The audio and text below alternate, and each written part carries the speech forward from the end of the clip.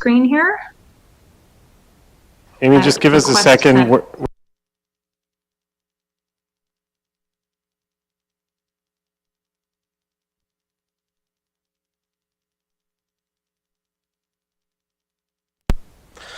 Okay, good afternoon. I'm going to call the Standing Committee on Government Operations to order. My name is Julian Morse, MLA for Frame Lake, chair of this committee. This afternoon we have Ms. Amee Barber, a former GeoComply employee and now an independent consultant who will provide a presentation on iGaming. Today's meeting is public and live streamed on the Assembly's social media channels. Before we begin, I would like to remind all members, and Amee in particular, to direct all comments and questions to me as chair. This just allows us to control the microphones adequately, and so if you just want to address comments and questions to me, that would be appreciated. This helps keep the meeting organized and running smoothly. I'm just going to have members introduce themselves in the room, and then we'll go online, starting with Mr. Rogers, please. Thank you, Mr. Chair. Welcome. My name is Denny Rogers. I'm the MLA for Inuvik Boot Lake. I'm Kieran Tester, and I'm the member for Range Lake. Okay, thank you. And online, starting with Mr. Hawkins, please. Thank you, Mr. Chairman. My name is Robert Hawkins, MLA for Yellowknife Center. I'm happy to be here, and I believe I met the witness, I think about a month and a half ago, while she was in Yellowknife, talking on similar matters. Thank you. Happy to see you again. Cheers. Good afternoon. I'm Kate Reed. I'm the MLA for Great Slave. Okay, thank you very much, members. I will now invite Ms. Amee Barber to please introduce yourself and proceed with your presentation for committee. So the floor is yours, Amee. Go ahead. Thank you, Mr. Morrison. It's a pleasure to see you again. Thank you to the committee for having me today. Should I share screen here? I'll try this again. Go. Can you see that? Yes, we can. Great. Okay. So my name is Amee Barber. I'm an independent consultant. I have a few clients in the gaming industry, and as noted, I formerly worked with GeoComply. Most of my career has been in public affairs, opening new markets or bringing to light gray markets and taxing and regulating them. My objective today is really to just give you a general overview of the iGaming opportunity in the Northwest Territories and to answer any questions you may have. I do list a host of primary stakeholders that hold various perspectives on the iGaming industry and its opportunities at the back of this deck. And I've included my contact information and happy to facilitate any intros. They'll give you a very comprehensive and fulsome overview as well, and would be happy to speak with you. So what is iGaming? iGaming is essentially any online gambling activity. It covers any iCasinos, sports betting, or lotteries. And it's been around for a long time. So prior to 2021, the first online casino was established actually in 1999. More famously, in 2001, PokerStars actually was kicked off by a Canadian.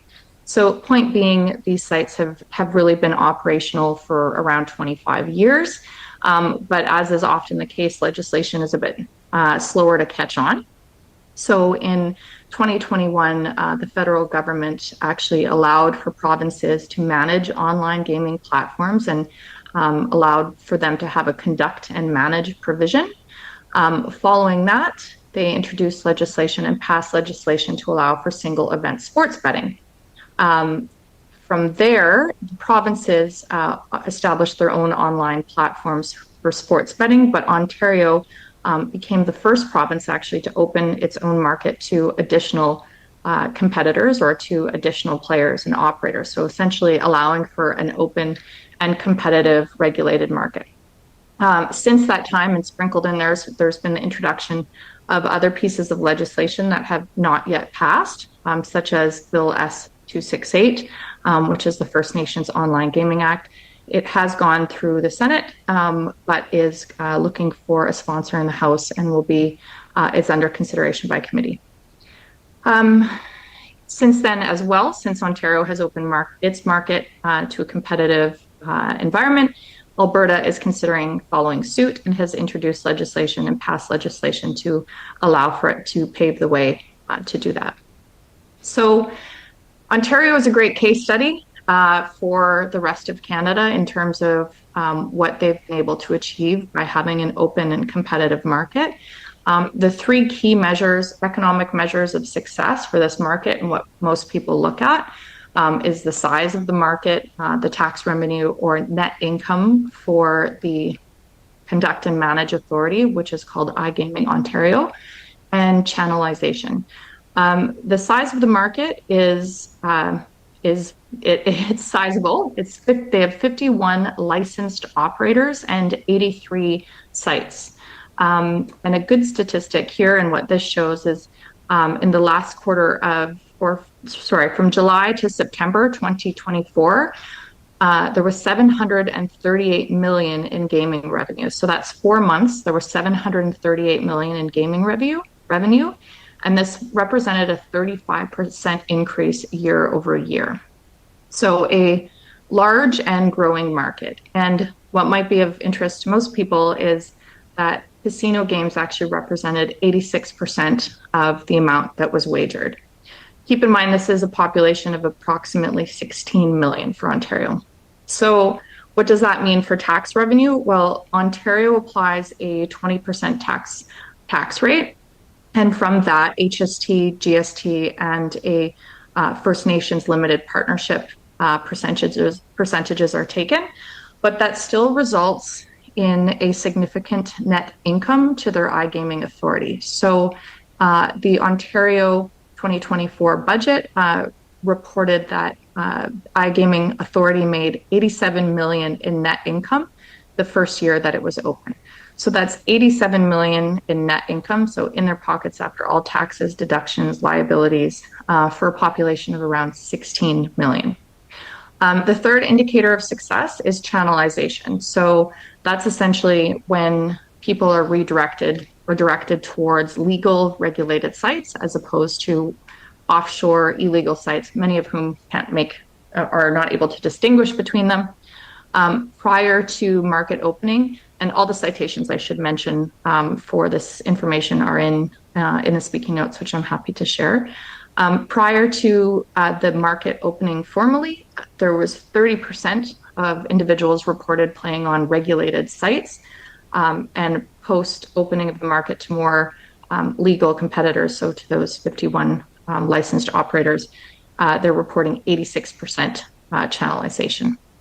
Additional economic impacts, of course, are jobs. Deloitte references or has been hired by the Alcohol and Gaming Commission of Ontario 2 years in a row to evaluate direct and indirect jobs, and has shown numbers as high, between 12,000 the first year, and now has grown to 15,000 direct and indirect jobs. In addition, tourism. Gaming-related tourism has increased by 15% as measured by the Ontario Tourism Agency.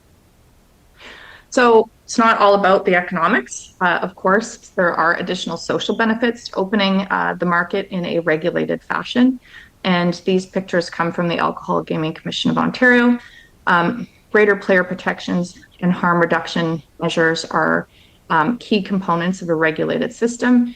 When you open and regulate, a feature of having a license is that you have to abide by federal and provincial legislation, which includes privacy law, consumer protections, and requires that gaming operators oblige by the regulators' standards as well. So these standards include, as mentioned here, providing sufficient information about the odds. In an unregulated market, conversely, individuals are not protected and have no legal recourse. A case that I often refer to is a Kelowna man who, retired lawyer, was playing on an offshore site and was not able to retract his winnings. And so showing that even lawyers are able to have no recourse when there is no consumer protection.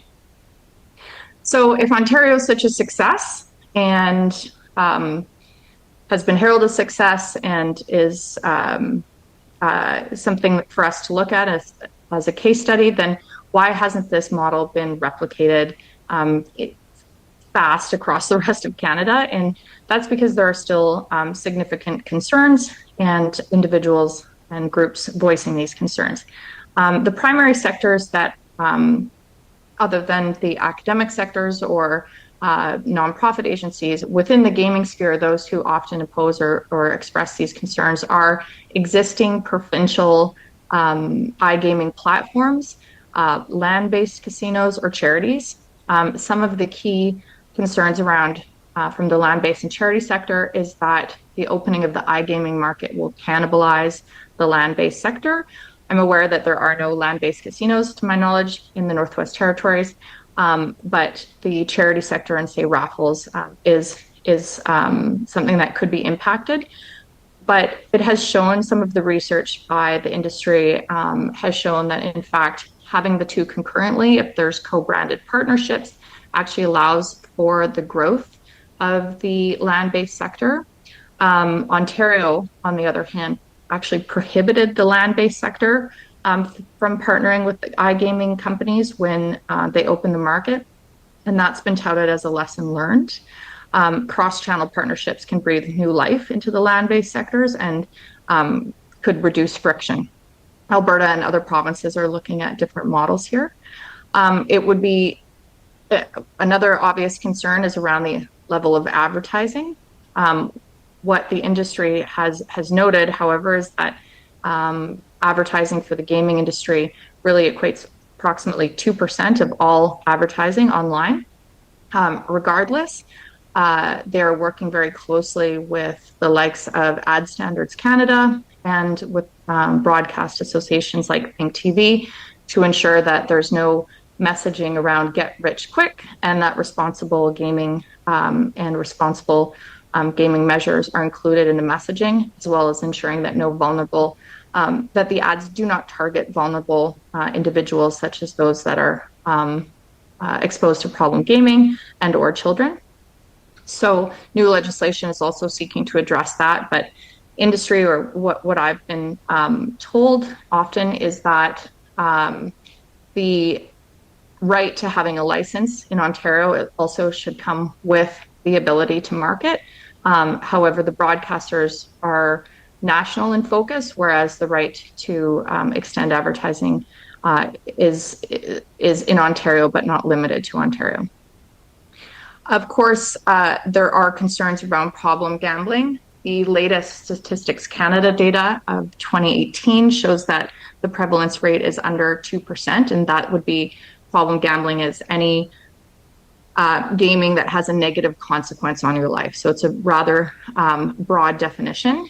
One of the more prohibitionist groups has actually looked at, and the citations are again in the notes, but has found that the prevalence of problem gambling has not increased, but it does have disproportionate effect on certain communities. So targeted advertising and working, say, with particular Indigenous communities is of significance and importance. So what does this mean for the Northwest Territories? And here I'm showing you some data from GeoComply. So thanks to the team over there. What GeoComply does is essentially locate you on your phone to ensure that you are where you say you are, so you can access markets to which you're entitled. So this is important, particularly in the US, or if you want to place a bet within a particular state, you have to do so on an operator that is licensed within that state, because betting across state lines is a federal felony. So where you are matters. And now the way that they're able to capture the data is that people are downloading their software in order to place bets on legal regulated sites in Ontario. So one of those 53 operators that I mentioned, and their technology essentially blocks it. So they're showing attempts to access these sites. Now that's not conclusive, because they don't have all of the legal regulated sites in Ontario, nor do these numbers show the number of people that are trying to access the US markets or offshore markets. But what it does show is a small portion of the appetite for accessing the legal regulated markets. What else is probably interesting to you for of this data is that the hotspots are in urban areas, but also in areas where there might be international visitors or workers from other jurisdictions. So if we were to apply the Ontario model directly to Northwest Territories, obviously there's a significantly smaller population, but there is a potential for high tax revenue of upwards of millions. But what I think might be of most interest from my conversations with various MLAs is using that technology, that geolocation technology, from which GeoComply is only one provider amongst many, but to create inclusion and exclusion zones within the communities. So if a particular community, say, wants to avoid gaming altogether, there could be an exclusion zone that all operators would respect, and meaning that literally it's blocked. You're blocked from being able to participate, and could instead be also targeted and co-branded towards the 400,000 visitors that visit the Northwest Territories per year. So looking at partnering with different tourism agencies and the likes of, say, BetMGM, and creating either gaming lounges of the physical capacity, or simply allowing for the visitors that come from Taiwan, who are very digitally savvy, for instance, already have the ability to participate in these markets online and do so on their phones to increase sports engagement at, say, the brewing company down the road. So really, it's a way to mimic what Singapore has in effect, for instance, where they prevent their local residents from participating, but do allow tourists and non-residents to participate. So again, I mentioned the various other stakeholders that are important to consult. Some of these may be obvious, but again, I think speaking with these various individuals will really give you a comprehensive understanding of the positions and the options. I do think it should be a made in Northwest Territory solution, but there are opportunities to reduce the workload in terms of the regulations by pulling from other markets that are already more established, such as Ontario, and even considering ways in which to license from their platforms. So it doesn't have to be a reinvention of the wheel, so to speak, but there can be ways to sign agreements that would reduce the regulatory burden, but then allow for specific focus on protecting vulnerable communities while allowing for new economic opportunities. So I'll stop there. I hope I didn't go over time, and I'll open the floor to questions. Okay, thank you very much, Ms. Barber, for that presentation. I'm going to turn it over to committee members. Does anyone have questions for the presenter? I have Mr. Hawkins online first. Thank you, Mr. Chairman. First, I want to thank the presenter. I think this is very interesting information, and I think that given the current circumstances right now, it sounds like there's a revenue leak of the Northwest Territories that could be reasonably garnered. The impact on our overall citizens, I'd say there's pluses for new revenue options. It may not bring in millions of dollars either at the beginning or eventually, but it will be a new feather in our hat for drawing revenue. So I'm very supportive. My question for the our presenter, Ms. Barber, would be more about how difficult or expensive is this to integrate into our current process that we're doing now. So we don't have legislation that does this, but I mean, can you assist with that type of information? But at the same time, how difficult is it to get up and running? Could you give some examples of your experience or what you understand if the territorial government was to proceed? Thank you. Thank you for that question. I think at this point, operators and the suppliers and the regulators have a true and tried method to opening new markets, having done so all across the US and now with Ontario. Ontario's legislation, Alberta is looking very closely to the Ontario model, as mentioned, and has initiated consultations with various stakeholders while also working within their own to develop their own legislation. So more of a Canadian first approach. So these governments and these gaming authorities and these regulators are very open to having conversations to support, as I mentioned, to not reduce or to not replicate the workload. So in essence, I mean, it can be opened within 3 to 6 months, I would estimate. The ability to create the zones is also something that geolocation providers do quite quickly with the operators.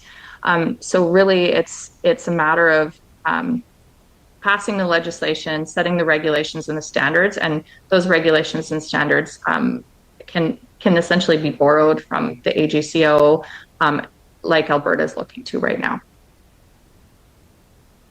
Okay, thank you. Mr. Hawkins, do you have a follow-up?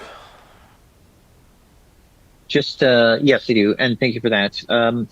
Knowing we're a public government, not a private government, obviously, which means typically if you're approached, I'm going to use it in a softer language, if you're approached, given the opportunity of saying, hey, we would like to bring a new idea or a new opportunity, being a public government, often it's very difficult for us to say, oh, okay, well, because you brought the idea for us, you should get first right of refusal, and we'll cater all our way around that. So, I mean, we have public process and transparency and expectations because of that.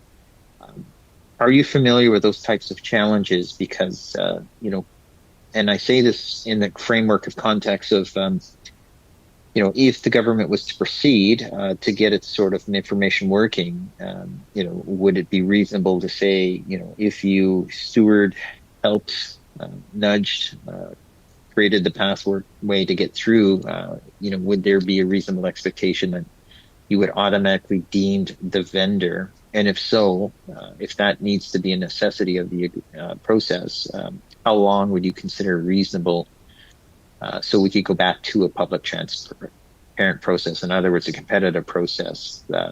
And it could end up being you, but we'd have to go to a transparent process eventually, because none of these should be intended for contracts for life. Again, we're a public government, not a private government, so we're a private business, I should say it that way. Thank you. Thank you. Ms. Barber? I think I understand correctly, just in the sense of how do you ensure a competitive process when you're opening a new market, and I think that's it. And if that's the case, really from my understanding in Ontario, open the market, allowing for licensees to apply, and what's different from the Ontario market relative to the US markets is that suppliers or non-gaming related suppliers like payment processors or geolocation providers are not required to register or be licensed with the gaming authorities. So it's truly a competitive market in that they're not even having to be licensed. It's the operator that chooses and selects their supply chain. The legislation and the regulations and the standards are all written in technology agnostic fashion. So as I mentioned, there are many different geolocation providers that could serve the market, just as there are many different payment processors and online operators. Other opportunities or options that you could consider is signing MOUs with Ontario, iGaming Authority, to whitelist any operators that are currently in existence there, or even sign an agreement to offer the online lottery platform that they have in Ontario to offer that. But again, with only offering one choice, you're not going to appeal to the wider public. What is successful about Ontario is the fact that there are 83 different sites for people to play on. So there are various options, but the way that things are written is to ensure that the technology, it's not in favor of any one particular company, or should be. Thank you. I have Mr. Testart next. Thank you, Mr. Chair. Thank you, Ms. Barber. It's nice to speak with you again and to have you before the committee. Can you speak to your experience working with Indigenous gaming authorities in other parts of the country? I'm sure they have a relationship with iGaming, and that is going to be part of the conversation here in the Northwest Territories if we do proceed along this route. Thank you, Mr. Chair. Thanks. Go ahead, Amy. Thank you. So each province essentially has its own agreement with the First Nations communities. Alberta, for instance, has host First Nations casinos where the revenue is almost exclusively dedicated towards a fund, whereas in BC, for instance, there's a revenue share from all casinos. So a number of different partnerships are possible. In Ontario, as I mentioned, there's a 1.7% return from the gaming revenue. There are other opportunities to have a different model constructed. So either it's a percentage return to the funds, which is something I've seen promoted in terms of an earmarked portion of the funds back to the communities. As I think I included in the speaking notes that New Jersey dedicates a portion of the tax revenues towards seniors facilities and towards individuals living with disabilities. So earmarked funding for First Nations communities funds or Indigenous communities is an option, but so is joint venture partnerships. I think it depends on, after consultation, hearing what the community concerns are, whether it would be advisable to have restrictions or if it's an economic partnership opportunity.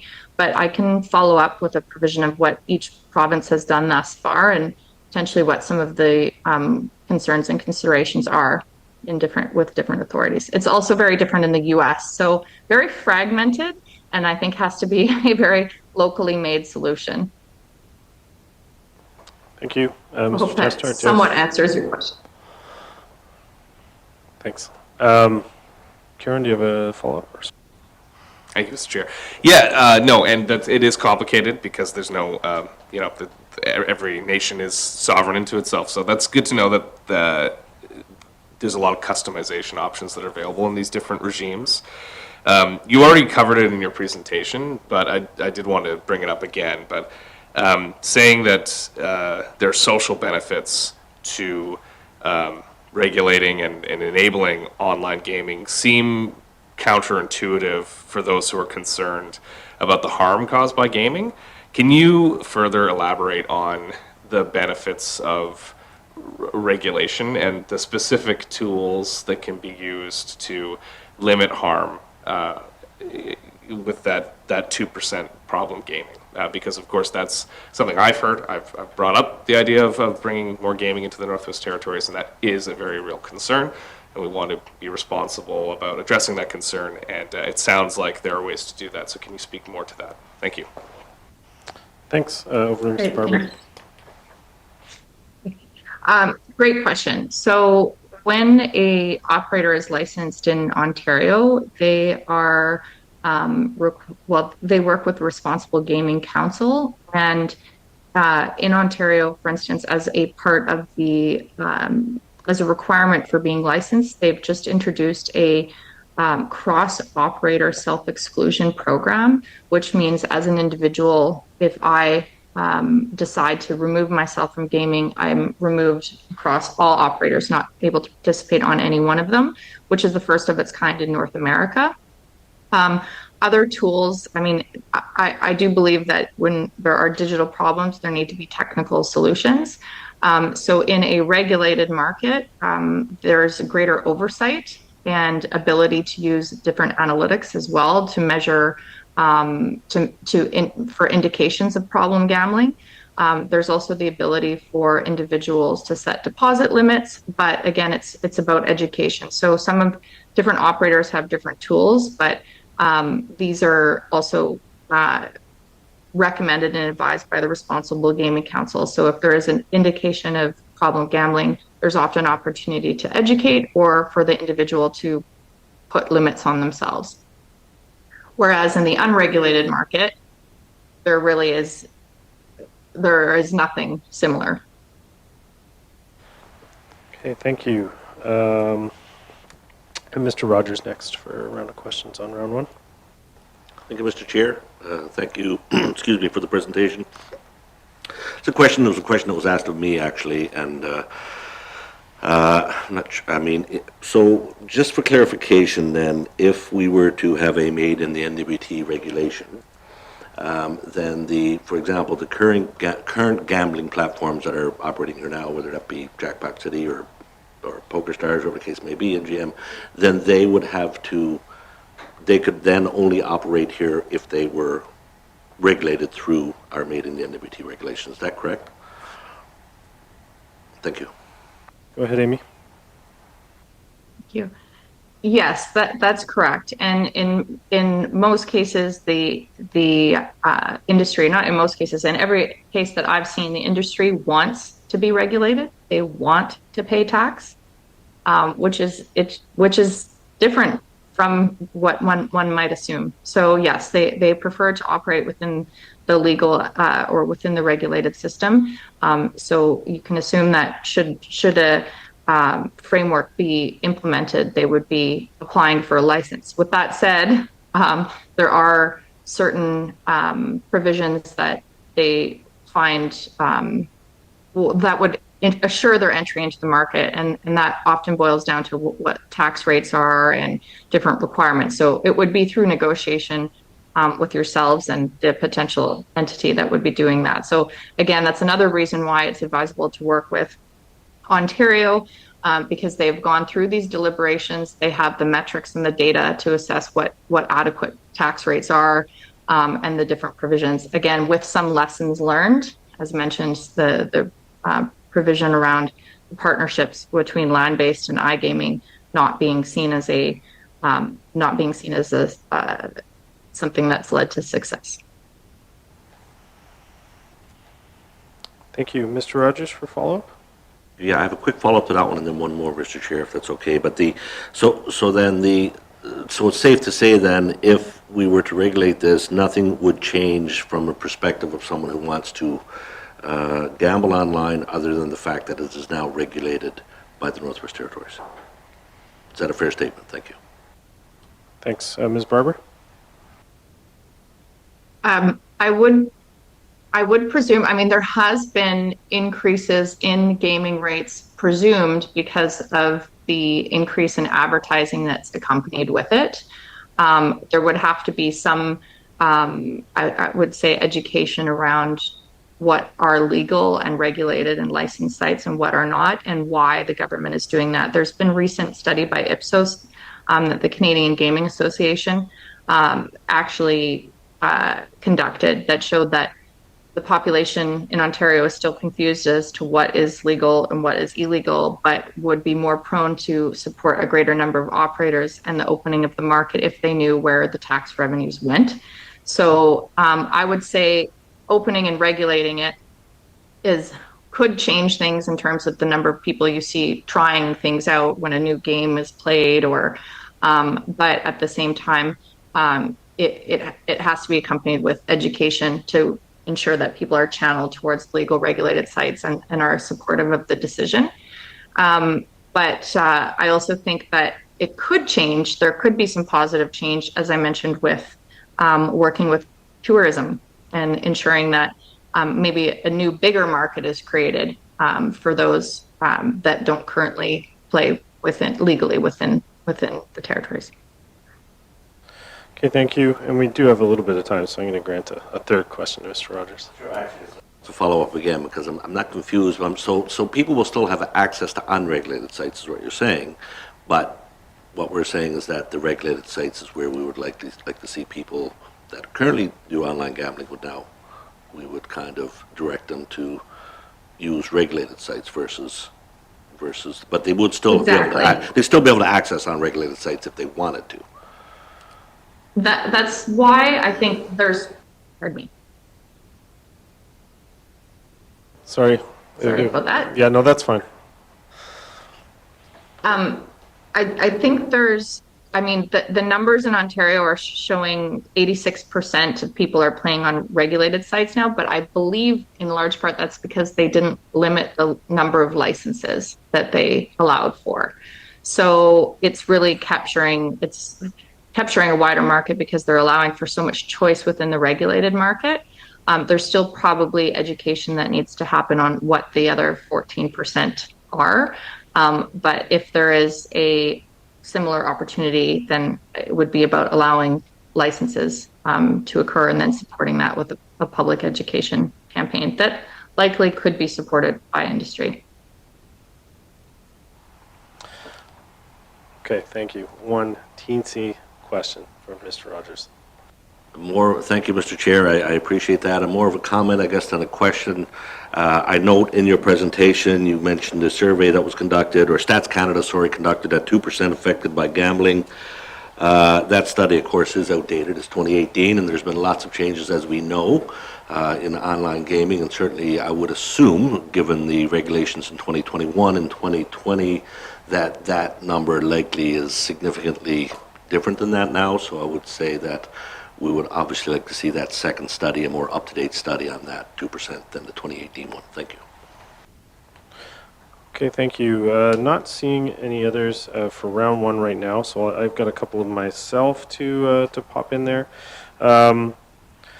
Yeah, my first one is just knowing that we're such a small jurisdiction, and really wouldn't be a market the way Ontario would. I mean, what are the chances that operators would want to bother to operate here and comply with whatever regulations were established if the government decided to go forward with this? Like, would we actually see sites migrating up here, or is it just such a tiny market that it wouldn't really be worth their while to go through with any kind of compliance that was created? I'm just curious, like, how much interest you imagine there might actually be in such a small jurisdiction. Thanks. Thank you. I do believe there's interest, but to your point about the compliance burden, the more similar the regulatory regime is to other provinces, being Ontario or what Alberta ends up deciding, the better. If there are unique agreements, then those could potentially be managed by your own government, or technology, which is pretty easy to implement, such as inclusion or exclusion zones. I do think there's interest, particularly because it's a first of a kind, and the way that many people in my world see it happening is there's a domino effect across Canada with legislation and regulations often. So it's first mover, first of a kind. I definitely think there's interest, but again, just you're right to consider the compliance burden. So roundabout way of saying, I think partnerships with other provinces are always helpful. Okay, and I don't know how much kind of experience you have with other jurisdictions, but I'm just curious if, I kind of have two questions to wrap up in here, and one is again, with us being such a small jurisdiction and there being kind of a small number of people, I mean, obviously our revenue potential would be smaller than what Ontario is looking at, and so my question, this would probably be more put to the government, but if you want to hazard an answer at it, I'd love to give you the opportunity, as to whether, the NWT's costs to regulate would even be covered by the revenue that came in, or would it end up being cost neutral, or could it even be potentially more expensive for the government? Because there has to be, I assume, a kind of a, there needs to be a certain amount of revenue coming in to justify, because like it's probably going to require a certain amount of staff no matter what to regulate it. So whether or not that's worth it, it becomes the question. But I'm curious if you have any thoughts on that, and if you've known of any other places where kind of a smaller jurisdiction sort of latches onto that of another one and regulates that way. It's a great question. I do know that Troy Ross is currently pulling together numbers, for example. So I won't steal his thunder and hazard a guess on that. But I mean, if you're looking at the net income from Ontario, which is 87 million for their iGaming authority, and your population is, say, a fraction of Ontario's, even a fraction of $87 million in net income, I would say is more than enough to cover regulatory costs, even if, especially if you're borrowing or licensing from another regime. So not having to establish the regulatory entity yourself. So say striking an agreement with iGaming Ontario, for instance. So I'd say you're one out of, I'd say you're 30th the size of Ontario. And so just looking at those numbers. But I do know that there's different governance structures that are being proposed, and the different revenue share agreements or tax revenue potential within them will be shared with you after. Okay, thank you. We can now go on to round 2. I have Mr. Hawkins up for that. Thank you, Mr. Chairman. I guess I was trying to be gentle on my last question, which may have appeared a little on the confusing side. I guess, to be frank and directly, are you selling something in the sense of proposing? And are you proposing yourself? And as to be, I guess, hand in glove situation of getting this up and running. And what I was really getting at is that if that's the case, I'm not offended to that. How long would you consider a reasonable time that you'd like to be the say preferred proponent? And that's what I was getting about a public system. We can't lock into a preferred proponent forever. But if you're selling, proposing, organizing, setting this up. And the second area I wanted to get into was revenue leakage and analytics on the Northwest Territories, but we can deal with one at a time. Thank you. Thank you, Ms. Barber. Thank you. I'm hired by an association and by a consultant that works for a number of gaming operators. So I'm no longer with GeoComply, and who is a supplier to the market and provided the estimates on the leakages. So again, I'm not a proponent of any particular operator or any view. I'm following up on previous meetings I had, and the potential I see for a unique revenue opportunity and new revenue stream for the communities, but also an opportunity to really take into consideration the harm reduction and the protection of vulnerable communities. So I do see, I'm personally interested in having a unique first of a kind arrangement. I don't benefit necessarily directly from it, perhaps indirectly. And I do feel that the way that the standards or the regulations can be written is would allow for competition or an overview of licensing to reduce the burden, though working with Ontario is probably the quicker way to do that. If there is a whitelisting provision, for instance, or a licensing arrangement, the operators that are already licensed there could then work with geolocation providers to allow for access from within the Northwest Territories. If you want to attract new customers, again, working on branded partnerships with tourism agencies and these international companies would maybe even grow the market beyond the Northwest Territories to visitors. Thank you. Mr. Hawkins, do you have a follow-up? I do. I did lose our presenter for a second, but I think I got what she was saying. So the other thing is what type of analytics can you provide specific to the Northwest Territories, even from your experience or in your previous role? You don't have to. I'm not asking for proprietary details, but what I'm trying to get is a good sense of what type of revenue would we be losing from, we'll call it the legitimate side of the gambling. In other words, those who want to be regulated, those who have programs, those who advertise. I mean, we will never be able to control everyone all over the world, whether it's in the Caribbean, South America, Eastern Europe, wherever, who wish to do this under dark clouds. That said, there are a lot of legitimate companies that want to do this, and that's the ones that ultimately, what I understand, is we're talking about.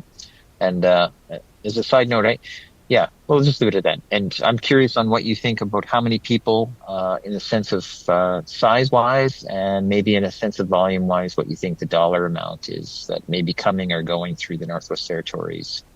Thank you. Thanks. Ms. Barber. Thank you for that. So I think where we could get even greater numbers about the leakage, so to speak, is speaking potentially with some other geolocation providers that have blocked attempts from the Northwest Territories and combining that with what GeoComply has provided. Other ways of looking at it is Ontario has 16 million population roughly, and approximately 1.3 1.32 million player accounts. And that means essentially like one person can have multiple player accounts. On average, they are wagering $300 per month. So if you look at it, $3,600 per player account per month. If you look at their portion, and this again is just rough math, but if you look at the proportion of 45,000, 16 million people to 1.32 million player accounts, and versus Northwest Territories, 45,000 to say approximately the equivalent would be 3,500 player accounts. And 3,500 player accounts wagering on average $3,600 per year is, I don't know where, I don't have my calculator, but that's a lot of gaming revenue. And from that, it can be taxed. So you can look at the equivalence that way. I also do think it's, again, if you're looking at the tourists and the tourist dollars, Singapore is a model to look at. But if I'm looking at 3,500 times 3,600, I get my calculator here. These are rough estimates of what would be, what the gaming revenue would be, or amount wagered. So 12,600,000 would be the amount wagered on average if you're looking at player accounts. So taxing from that. And these are just ballpark numbers looking at the number of accounts and averages wagered. Thank you. Do we have any... Just a small comment, Mr. Chairman. Yeah, go ahead. Thank you. I'm not trying to steal too much time. What I think I want to emphasize on some of the analytics, if I may, and it's already been, the answer. I'm not asking for another answer to this point, unless you really feel you can help to respond. That is see, Mr. Chairman, what I get the feeling is a lot of people are very apprehensive of a gambling casino setup, say in Yellowknife for the Northwest Territories, whether it's here or there or anywhere. This is not that. And that's one of the challenges here, to make sure that these articulations are different. And what I think is important to underscore or stress here that can't be lost on the detail, the finer detail, is there's already online gambling happening. And so when I'm approached on the street saying, well, don't bring a casino here, this is not bringing a casino here. This is regulating gambling that's already existing. And if I'm saying something incorrect, I would certainly like our presenter to straighten that. But I think it's an important comment to distinguish what we're really discussing here today, because there were, being stopped in the grocery store saying, don't bring a casino, is far different than saying, well, we already have, I don't want to say secret, but we already have online gambling that nobody's aware of, or certainly people are aware of who do it, that is happening, and we're missing a revenue and regulation opportunity. So I think it's just, as a comment, it's just important to underscore that this is happening, and the question is do we want to regulate it? And that's the challenge before us. And I think expanding regulation is certainly a good path for us to look at deeper. Thank you. Thanks. I have Mr. Tester next for questions. Thank you, Mr. Chair. So, Ms. Barber, you mentioned the unregulated market in the context of, even if it's regulated in the Northwest Territories, there's still the opportunities to access other sites. Can you flesh out what the unregulated market looks like, and what are the inherent risks? You mentioned in your presentation the man in Kelowna who couldn't access his winnings, but are there more beyond, I'll just let you take it from there. We'll see where we go. Thank you. Thank you, Ms. Barber. Thank you. So in terms of the unregulated or offshore sites, there are two different kinds that we often distinguish. There are those who have the desire to be licensed and regulated and pay tax on their venues, and those who do not, or the companies that do not. They're well known. I won't name them. But they quickly get drowned out when there is a regulated license system that also allows for advertising provisions, or works with broadcasters to attract and capture that market.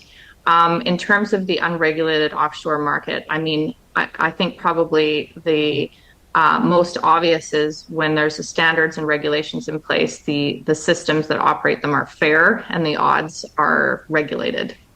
There's also the provisions around anti-money laundering, so allowing for greater oversight of the transfers of funds. This is of interest to the federal government, for instance.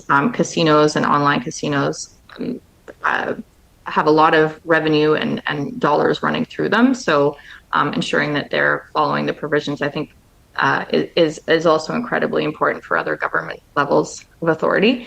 And again, harm reduction measures. Government are the operators in the regulated market working with Responsible Gaming Council and other experts to ensure that there are tools in place to prevent or to educate on problem gambling. Thank you. Mr. Testro, do you have a follow-up? Nothing further. Thank you, Mr. Chair. Okay, thank you. Do I have follow-up questions from any other members of committee? We have a bit of time here, so if we want to do a third round. Just a brief, something the witness had just said, if I could, Mr. Chairman. Go ahead, Mr. Hawkins. Thank you. I think the last question was really interesting because once it's regulated, you pointed out it has a way of drowning out the unregulated clients, casinos. Can you elaborate further on how that works or how you see impacts? I think you said something about advertisements or whatnot. I'm just trying to get a sense of how they sort of start to disappear in the phrase. And because the regulated promotion is so big and so prominent, people tend to forget about the unregulated ones that don't manage that type of aspect. Thank you. Thank you. Ms. Barber? Thank you. I definitely think you've answered it there in terms of the fact that there can be partnerships, but there's also still an opportunity for education, as that new recent Ipsos study has said. So even just a messaging from the government saying we have these licensed entities, go to this site. This is where the 53 licensed entities are, and this portion of tax revenues returned to the community through this structure. So there's definitely an opportunity there, but just in terms of the broadcasting that goes across Canada, Think TV wants to work only with licensed and regulated operators. So they have privileges that the unregulated operators don't have. So brand awareness is much higher for those individuals. Again, partnerships that legitimize the regulated entities would also ensure greater channelization. But it's certainly making sure not to limit the number of licenses. Again, Ontario is demonstrative of the fact that many operators prefer to operate within a solid regulatory regime. Okay, thank you. Mr. Hawkins, did you have a follow-up? Just maybe a minor one is kind of from the other point of view is what's the downside to not regulating, or sorry, what's the downside to regulating? My apologies. Because I mean, it sounds like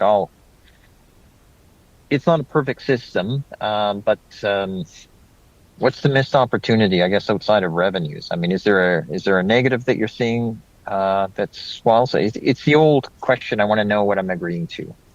That I often say. So is there a negative side that you can present? I know you're a consultant saying, hey, regulate. So it's difficult to find, it'll be difficult to find anything saying, hey, if you do this, it's going to be the worst. But there's always impacts and side effects that we have to consider. And I always say I'd like to know the other side to know my argument just as good. So any thoughts on to the downside of regulation in this regard? And again, gambling's happening already. This is about controlling current levels. Thank you. Thank you. Ms. Barber? Thank you. I believe the most common concerns come from, and I listed the stakeholders at the back of the deck. To be explicit, I would say there's concerns from the fact that online platforms are designed to be addictive. Others would say they're designed to be entertaining. Others would again point to the problem gambling incidence rates, but others have shown, even some of the academic institutions, that those have stayed relatively steady, that there's ways to address it. There's concerns that the ads are leading to normalization or a higher incidence of gaming. Again, this falls in line with most trends towards digital play and online gaming altogether with younger demographics. So as you know, there's two sides to everything, but I think most of the concerns or criticisms of online gaming can be addressed through a regulated market more so than they can in unregulated market. Okay, thank you. Just looking to committee, do we have any further questions? Okay. Oh, silly one. Sorry, simple one. Mr. Chairman, Sure. if no one's asking. Go ahead. How do they regulate those managing the age issue? So, in other words, young people. Are you familiar with what type of processes and checks and balances? Because I mean, I'm sure this is going to come up saying, "Oh, someone's going to have an account."